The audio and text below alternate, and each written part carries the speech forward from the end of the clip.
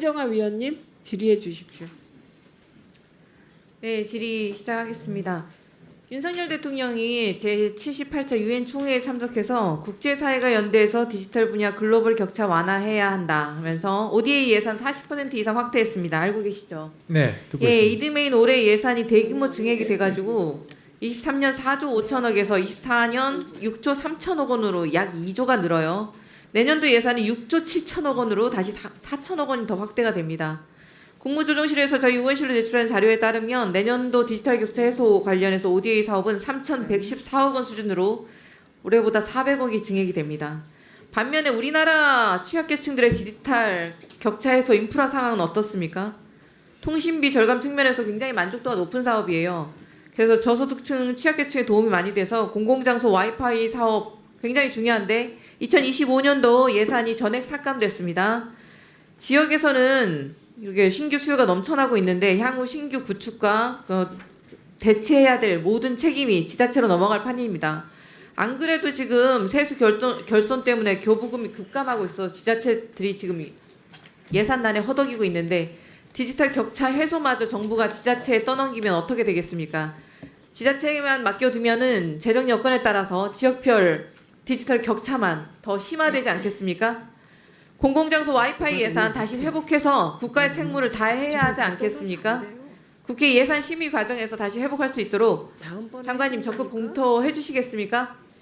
사실 요게 공공 와이파이 정책이 일단 마무리된 사실은 상황입니다. 그래서 그 대신 이제 몇몇 부분에 좀 격차가 아직 충분히 완화되지 않아서 25년 추가 구축 예산은 반영하지 않은 상태지만 또 그 수요를 조사해서 더 확대해 나가는 그런 계획을 추진해 나가겠습니다. 네, 감사합니다. 장관님께서 살펴야 될 취약계층 디지털 격차 해소 관련 사업이 비단 공공 와이파이만 있는 게 아니고요.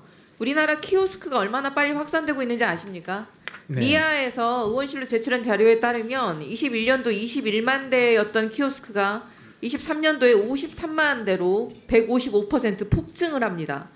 코로나19가 가속화하면서 디지털 전환으로 인해서 밥 먹을 때 영화관, 기차, 버스표 등등 모든 곳에서 디지털 인프라 활용은 이제 선택이 아닌 필수입니다.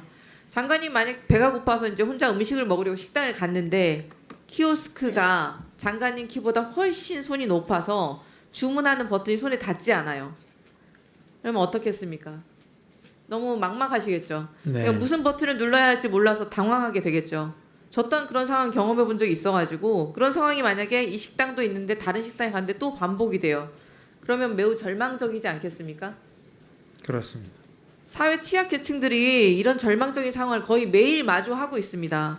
키오스크 정보 접근성 현황 조사 결과에 따르면 휠체어를 타고 키오스크를 작동할 수 있는지, 키오스크 접근성을 측정하는 작동부 높이 항목의 준수율이 단 4%에 불과했습니다.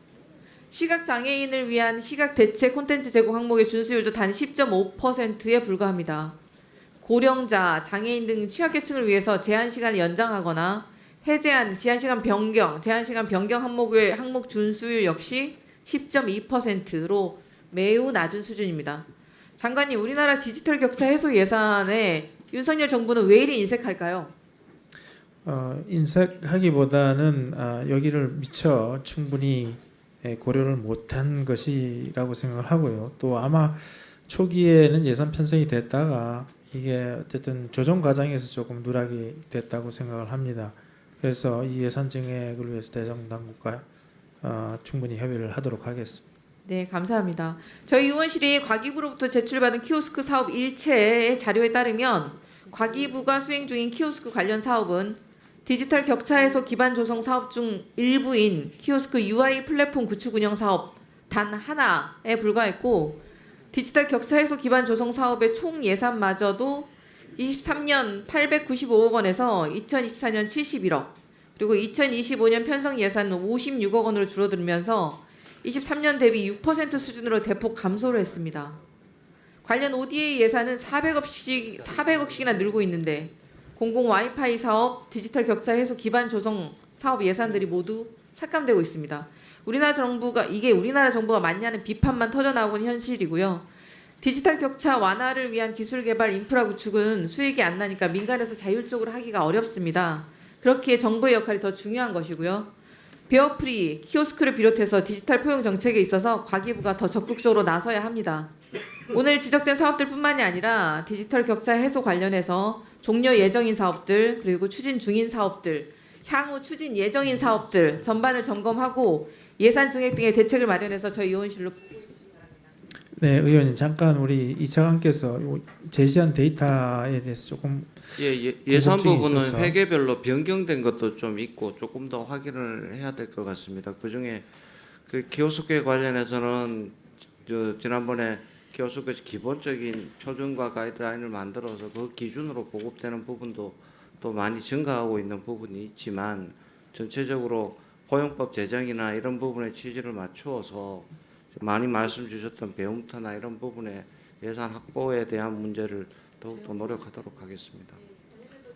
오형 증인 고발을 동의하셨죠? 네, 데이터는 회계가 좀 변경된 것도 좀 포함되어 있는 것 같습니다, 의원님. 네, 알겠습니다. 지금 해달라고 난리. 그러니까 하자고 지금. 스픽스는 말하는 언론입니다. 대세는 유튜브, 그중에서 스픽스. 좋아요, 댓글, 구독, 알림 설정. 여러분이 저희를 사랑해 주시고 우리가 여러분을 사랑하는 4가지 방법입니다.